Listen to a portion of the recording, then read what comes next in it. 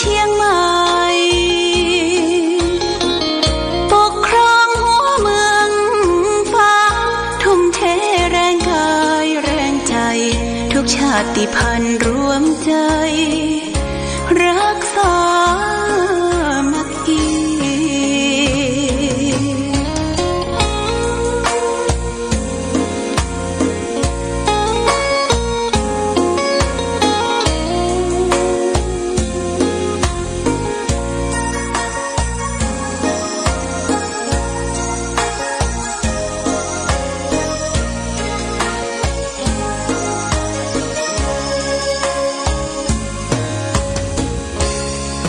ก่อนเป็นวัดร้างโบราณสืบสาน2524พระมหาราชครูเกษราปัญญาปรมาติกาจารย์จากวัดดับภัยเชียงใหม่สืบสานเวลาผ่าน131 ปีนานไกล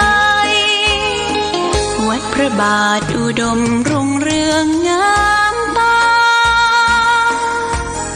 เจ้าน้อยบุญทาวงศาข้าหลวงปวงเชียงใหม่ปกครองหัวเมืองฟ้าทุ่มเทแรงกายแรงใจทุกชาติพันธุ์รวมใจรักษามัคคี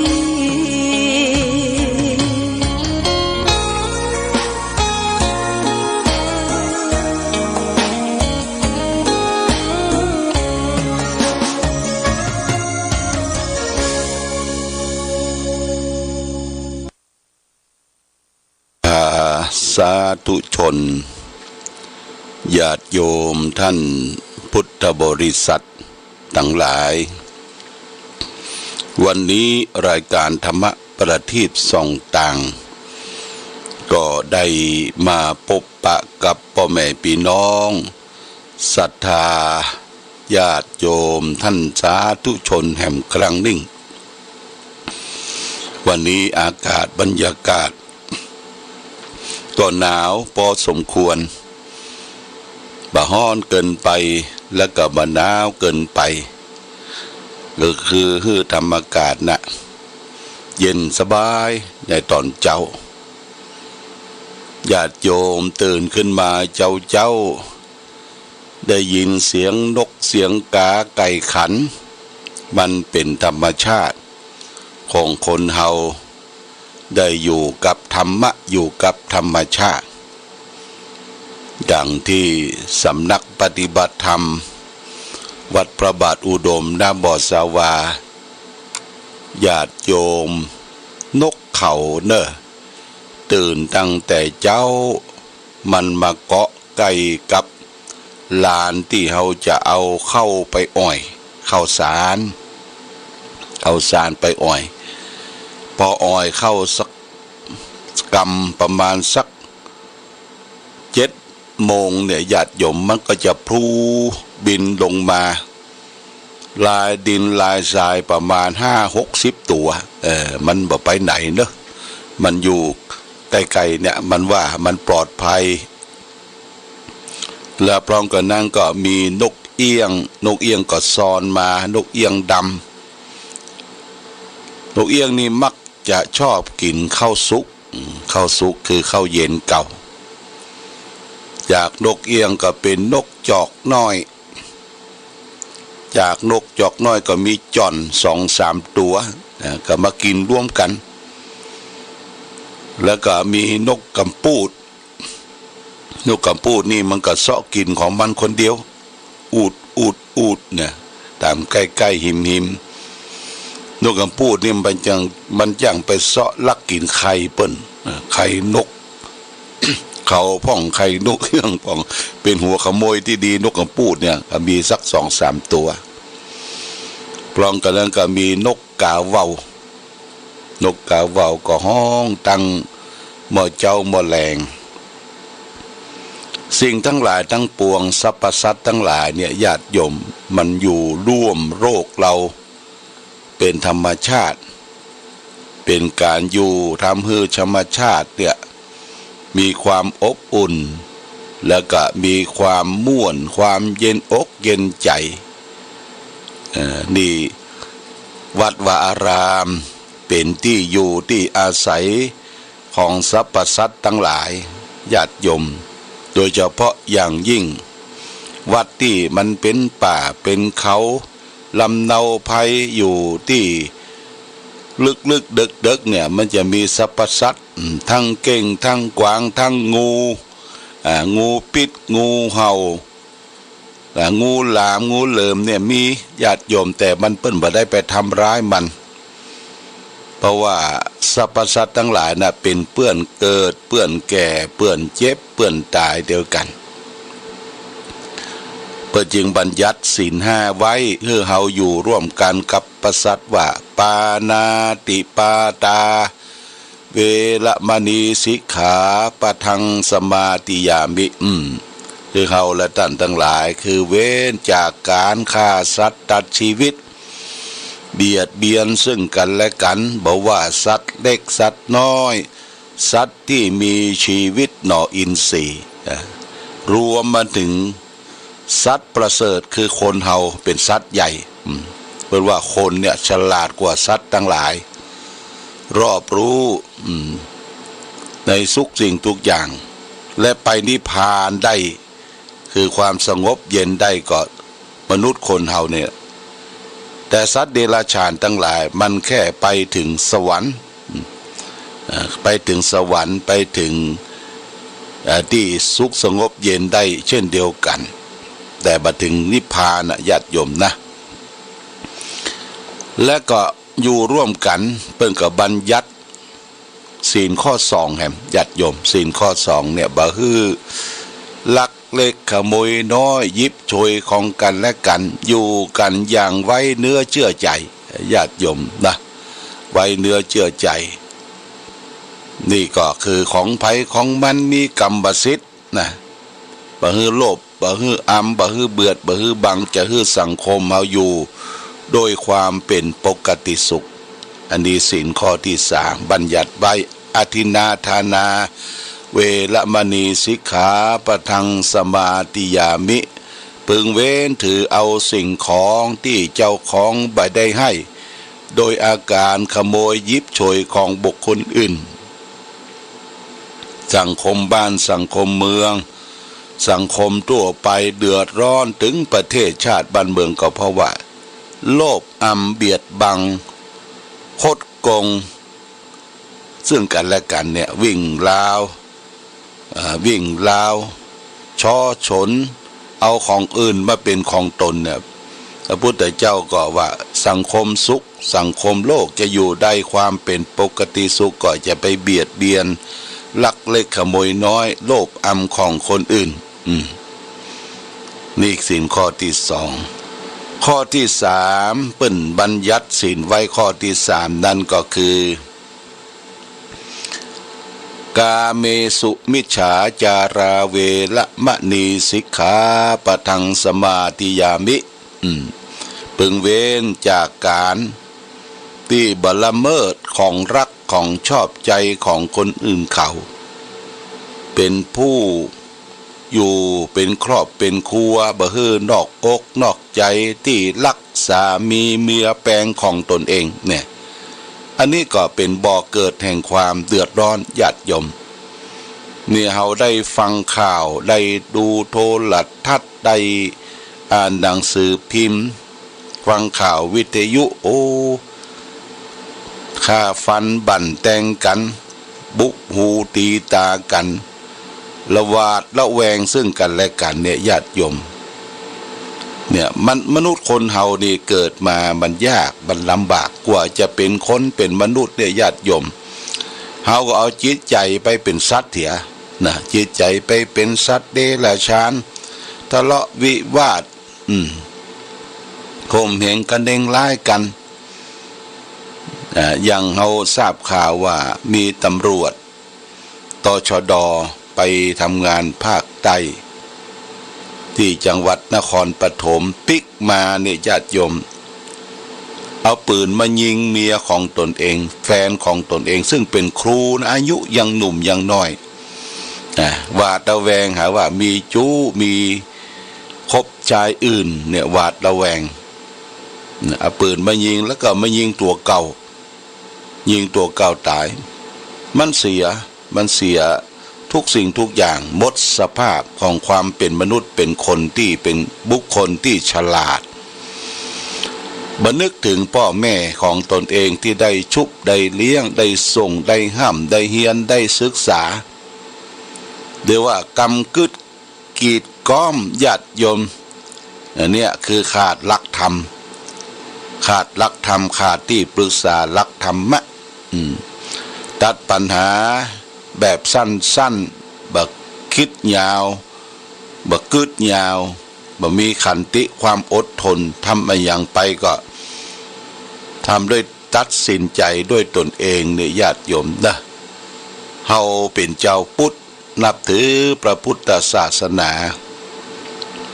สิ่งใดที่จะเกิดขึ้นนั้นมันมีเหตุมีปัจจัยมีปมมีดันมีเงื่อนมีงำพระพุทธเจ้าสอนให้เราแก้ไขที่ต้นเหตุไม่ใช่แก้ไขที่ปลายเหตุนะต้นเหตุก็คือสมุทัยเป็นเหตุคือทุกข์เกิดทุกข์คือตัวปัญหานี่ญาติโยมคือแก้ไขที่ต้นเหตุว่ามันเกิดมาจากอะไรหยังถ้าอูจาบ่เข้ากันก็ตกลงปงใจอย่าไปทะเลาะบอกแว้ง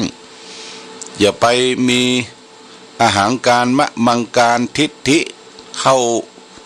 ตนเองว่าเอาตนเองว่าอายังก็เอาตนเองว่านี่ญาติโยมนี่สำคัญคือบ่ได้มองโลกในแง่ดีถ้ามองโลกในแง่ดีเราก็จะมีความสุขอยู่โลกนี้ได้อย่างสบายอันนี้ครอบครัวเนี่ยมันเป็นทุกข์เป็นร้อนมีปัญหาถึงวันนี้เพราะเฮากิเลสมีโลภมีโกรธมีหลงนักล่ำไปบ่เข้าวัดเข้าวาบ่นำพาชีวิตคือได้ไปประพฤติปฏิบัติบ่ได้เอาคนอื่นมองที่มันทุกข์มันยากกว่าลำบากกว่าเฮานี่แหมนักญาติโยมนะแหมนักเพราะฉะนั้นก็เฮาก็ต้องอยู่ด้วยเมตตาธรรมอยู่ด้วยความรักอยู่ด้วยความผูกพันนี่เป็นสิ่งสำคัญนี่สิ่งข้อที่3ละเมิด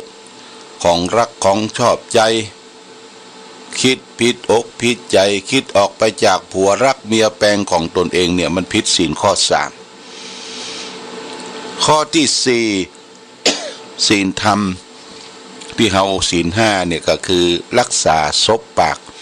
บ่เป็นคนพูดเท็จบ่เป็นคนพูดส่อเสียด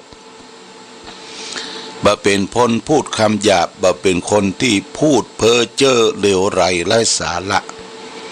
พระพุทธเจ้าบัญญัติศีลข้อที่4เนี่ยเพื่อให้สร้างความมั่นคงสัจจะมีความสัตย์ซื่อต่อกันคนเฮาถ้าบ่สัตย์ซื่อต่อกันมีจิตใจบิดผิวรับการบังใบ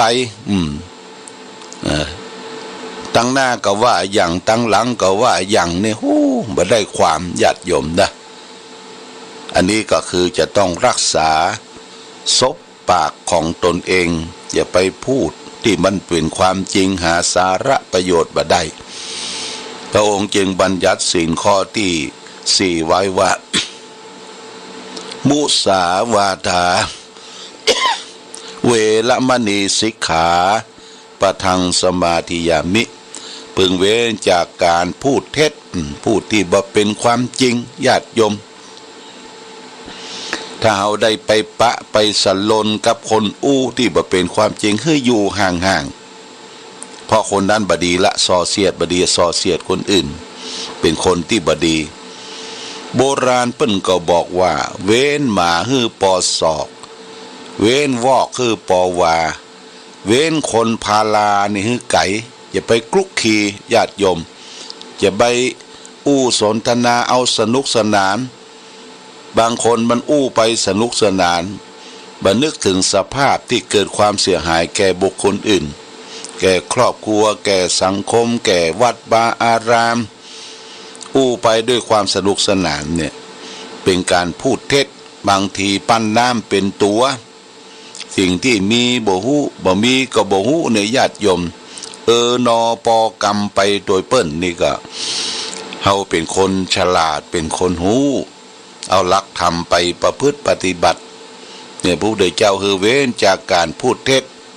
มุสาวาทาเวรมณีสิกขาปะทังสมาธิยามินี่เป็นข้อที่สี่เพื่อให้สงบสุขสังคมในโลกอยู่ได้ปัจจุบันศีลข้อที่ห้าสุราเมรยะมัชฌะปมาทัฏฐาเวรมณีสิกขาปะทังสมาธิยามิศีลข้อที่ห้าเนี่ยพึงเว้นจากการเสพสุรายาเมาอันเป็นเครื่องดองของเมาอันเป็นที่ตั้งแห่งความประมาทยุกยาบงยาบ้ายาอียาเครวมอยู่นี่หมดอ่ะญาติโยมรวมอยู่ที่ข้อห้าพึงเว้นจากการเสพของมึนเมาคือโทษคือตาญาติโยมได้ฟังข่าวแล้วโอ้สลดจิตใจในปัจจุบันไปทางไหนเนี่ยก็มีด่านเกิดเอาไปจังใหม่นี่ก็สองด่านที่ชัยประการนี่ก็ด่านบ้านอายแล้วก็ไปถึงเจียงดาวก็ด่านแก่งปันเต้าญาติโยมเตี้ยรถจะฝั่งไปเนี่ยทำเวลาโอ้รถเปิ่นเกิดเรื่องอย่างก็ถามว่าเกิดหายาเสพติดว่าก็แสดงว่าคนกล้าคนขายทำลายชาติเยาวชนของเฮานี่ยังมีอยู่ญาติโยมนะแต่ว่าอาตมาก็ได้เคยไปหลายประเทศญาติโยมไปประเทศที่มันเจริญอย่างประเทศอเมริกาประเทศญี่ปุ่นประเทศที่เพิ่นเจริญนะญาติโยมอย่างประเทศจีนเนี่ยเพิ่นปัจจุบันเนี่ยด่านตรวจคนด่านต่างๆที่รถสัญจรไปมาเนี่ยเพิ่นบ่มีละเพิ่นใช้กฎหมายอย่างเคร่งครัดญาติโยมนะกฎหมายถ้าไผกล้าไผขายไผเสพเปิ้นจับเปิ้นยับนี่กฎหมายเคร่งครัดยึดทรัพย์ยึดหยังหมดนะบางทีก็ประหารชีวิตเพราะทำลายชาติบ้านเมืองเนี่ยญาติโยมทำลายชาติบ้านเมืองเนี่ยเขาไปตามถนนหนทางต่างๆนี่โอ้ถนนสะอาดสะอ้านอย่างประเทศจีนนี่ก็เคยไปหลายครั้งก่อนมาเปิ้นบ่พัฒนาประเดี๋ยวนี้เปิ้นพัฒนาหมดถนนหนทางดีแต่ว่าจะเข้าเมืองเปิ้นญาติโยมบ่มีด่านเปิ้นใจระบบการถ่ายภาพรถจะเข้าจะออกเนี่ยเปิ้นถ่ายภาพพับเป๊บเช็คเอ็กซเรย์ไปในตัวบ่ใจคนนะก็ทำให้ประเทศชาติบ้านเมืองของเปิ้นเนี่ยไปไหนคล่องแคล่วว่องไวบ่ต้องมีกลวยบ่ต้องมีด่านบ่ต้องมีคนเปลืองที่มาอยู่ตามถนนหนทางเอาสังเกตว่าตำรวจทหารเนี่ยอยู่เกิดถนนหนทางก็แสดงว่าประเทศเฮาเนี่ยยังบ่เจริญเตื้อญาติโยมนะประเทศญี่ปุ่นเนี่ยโอ้ประเทศเปิ้นสะอาดสะอ้านเสาะหาตำรวจทหารนี่บ่มีแต่เปิ้นใช้ระบบคอมพิวเตอร์ดูถนนหนทางและระบบแจ้งภัยถ้าแจ้งภัยโทรศัพท์ไป191กา199กาอย่า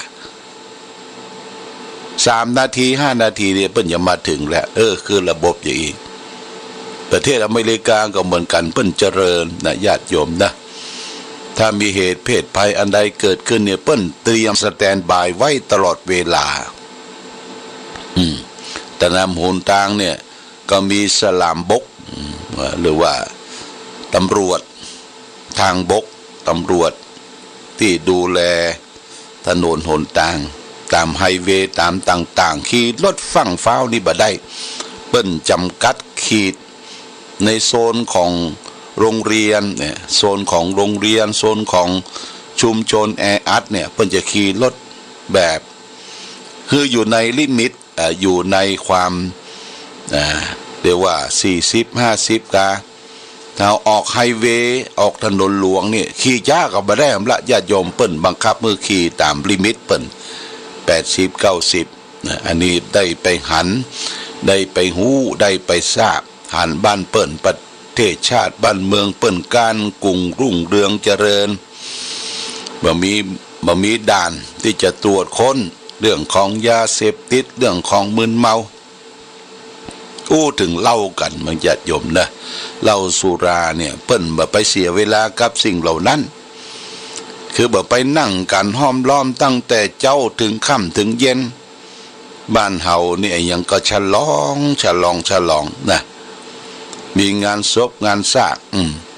คนที่จะกางเต็นท์กางยังทำความสะอาดกางเต็นท์กันยังเอาละเริ่มละแล้วช่วงงานศพแหมกินกันตลอดเวลาในโรงครัวในห้องอาหารที่จัดทำเลี้ยงแขกก็มีแต่เหล้าแต่สุราบางศพบางงานนี่เสี่ยงเงินเป็นหมื่นญาติโยมหลายหมื่นขวดกองทะลึบขวดเหล้าขวดเบียร์ขวดสปะก็เฮาเสียไปโดยบ่ใจเหตุอันนี้อยากจะให้เราและท่านทั้งหลายได้คิดพิจารณาถึงศีล5ข้อที่5เนี่ยเพิ่งเว้นจากเสพสุรายาเมาอันเป็นเครื่องดองของเมาอันเป็นที่ตั้งแห่งความประมาทโทษของการเสพสุราเนี่ยมันมี6ประการดังเป็นผูกเป็นคำกรสอนใจไว้ว่าอันสุราเมรัยใครเสพติดพาชีวิตมืดมนจนฉิบหาย1ทรัพย์สินของตนนั้นพลันวอดวาย2อาจตายด้วยทะเลาะเพราะความเมา3เจ็บป่วยด้วยโรคาพยาธิ4คนตำหนินินทาพาอับเฉา5หน้าด้านหนักหนาเวลาเมา6ปัญญาเขาหดหมดสิ้นเนี่ยมีโทษถึง6ประการญาติโยมโรคภัยไข้เจ็บโรคที่เกิดขึ้นจากพิษสุรานี่1โรคทอมซินอักเสบกินข้าวมันไปเผาโลญาติโยมมันมีเมทิลแอลกอฮอล์เนี่ยแอลกอฮอล์เนี่ยยิ่งเหล้าเถื่อนเหล้าที่พิษเองทำเองต้มเองเนี่ยดีกรีมันก็หนักแล้วก็บางที่บางแห่งบอกว่าจะฮื้อดีกรีของเหล้ามันฉุนมันขึ้นดีกรีแห้งเนี่ยเอายาพิษเขาใส่ว่าญาติโยมยาพิษก็ใส่ที่เขาเล่ากันว่าบางทีเอาหญ้าคาเนี่ยไปจุ่มกัมม็อกโซนเนี่ยยาฆ่าหญ้านี่นะจุ่มแล้วเอาไปจุ่มที่เหล้าดองเหล้าขาวมันเละเวยมันคืนตัวคนเฮาก็บ่ฮู้ที่บ่ฮู้นี่เพราะมันมีอวิชชาสนุกสนานกินไปเพลิดเพลินกลัวมันร่างกายเฮานี่อดรนทนได้มีความต้านทานอยู่เป็นอย่างเตื้อตอนที่ร่างกายอดรนทนบ่ได้นะครับเป็นตับเป็นปอดเป็นทอมซินเป็นโรคกระเพาะทุกทนทรมานญาติโยมทุกทนทรมานบางคนกินเหล้าติดเหล้าเป็นลิซึมหมายความว่าถ้าบ่ได้กินเนี่ยมันส้มปากมันมีอย่างขาดขึ้นมาจะต้องจึ้มอยู่ตลอดเวลาเรียกว่ามตลวเมาตลอดวันซ้อมตัวเองตัวเก่าบางทีซ้อมตัวเก่ายุบเป็นตี้บางทีสมาเตมาเลียปากก็ยังหมูเตื้อยุบเป็นตี้สภาพของความเป็นมนุษย์เป็นคนหมดไปญาติโยมนะเปตีนาสังเพศเวทนาต่อคนที่ติดสุรายาเมาแต่นั่นแหละญาติโยมคนเฮาท่านหลงอย่างหลงกับสิ่งเหล่านั้นไผห้ามตึงบ่ฟังบางทีก็อวดตนอวดตัวอยากจะโชว์ตัวเองว่าเป็นผู้ที่มีความสามารถที่จะดื่มจะกินอวดโชว์คนอื่นเนี่ยอย่างคนที่ไปกระทำชำเราไปเต็กไปเมกเปิ่นเยาวชนเนี่ยสุดท้ายสรุปแล้วก็ เรื่องเหล้าเรื่องเหล้าเรื่องยาเนี่ยหาว่าเมาบ่ฮู้กลัวจะหู้ตัวก็อยู่ในคอกปะกลัวจะหู้คิงน้ำปิงป่อแห้งญาติโยมนะอันนี้ก็เรื่องของศีลห้านี่เฮารับจากตูเจ้าไปก็พึงประพฤติปฏิบัติเป็นศีลประจำมนุษย์คนเฮาทุกคนที่จะพึงประพฤติปฏิบัติถึงแม้ว่าบ่ได้รับจากตูเจ้าพระสงฆ์บ่มีการมีงานเฮาก็ปฏิบัติด้วยตนเองตื่นขึ้นมาก็พึงเว้นจากการฆ่าสัตว์ตัดชีวิตเบียดเบียนสัตว์เล็กสัตว์น้อยมีเมตตาธรรมข้อสองก็พึงเว้นจากการคิดโลภอำของคนอื่นข้อสามคิดเว้นจากการบ่านอกอกนอกใจที่รักษามีเมียแปลงของตนเองข้อสี่พึงเว้นจากการพูดเท็จพูดที่บ่เป็นสัพพะวาจาผู้กำจริงออกมานี่คนเฮาความจริงเป็นสิ่งที่ไม่ตายถ้าอูปดหมดเทละเสียเครดิตคนบ่ใครเชื่อถือละข้อที่ห้าก็พึงเว้นจากเสพสิ่งเสพติดให้โทษ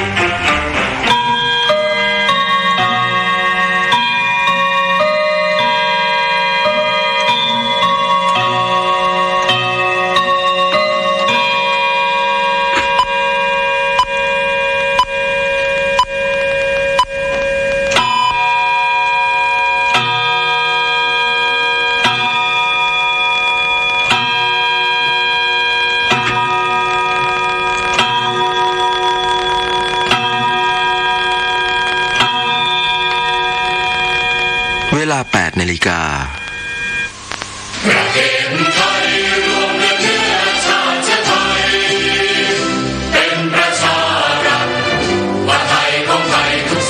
จากกองทุนสงเคราะห์การทำสวนยาง